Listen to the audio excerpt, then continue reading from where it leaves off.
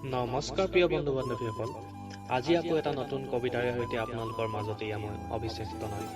আজিৰ কবিতা মৌন বসন্ত, কথা গিৰিজা চাংমাই, আবৃত্তি প্ৰিয়ম প্ৰতীক্ষা।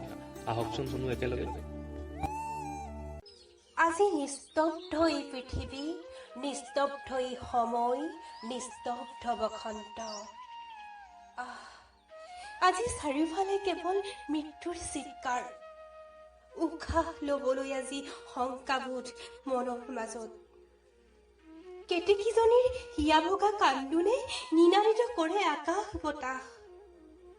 আজি মৰহি হৈছে বসন্তৰ কুঁহিপাত, কুলিৰ মৌ মিঠা মাত আজি যে কৰুণ। দুচকুৰ অদৃশ্য মইতাৰ অনুমাত্ৰাই যে আজি কঢ়িয়াই ফুৰিছে বিষবাষ্প।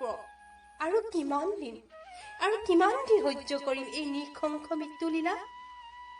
মায়াময় বসন্ত আজি যে হৈ পৰিছে মৃত্যুময়। বিয়পি পৰিছে সকলোতে মৃত্যুৰ বীজ। তথাপি আশা আৰু জীৱনৰ জানো পৰিসমাপ্তি আছে? সপোনৰ অন্ততো নহয় কাহানি। যুঁজি আছো অবিৰাম আমি মৃত্যু যুঁজাৰু হৈ, কি জানি অন্ত পৰি বা এই মৃত্যুৰ বসন্তৰ ধ্বংসময় তাণ্ডৱলীলা। কবিতাটো শুনি কেনে পালে? লাইক, কমেণ্ট আৰু শ্বেয়াৰ কৰিব, আৰু কমেণ্টৰ যোগেদি আমাক জনাবলৈ নাপাহৰিব, আৰু লগতে চেনেলটো ছাবস্ক্ৰাইব কৰি ৰাখিব।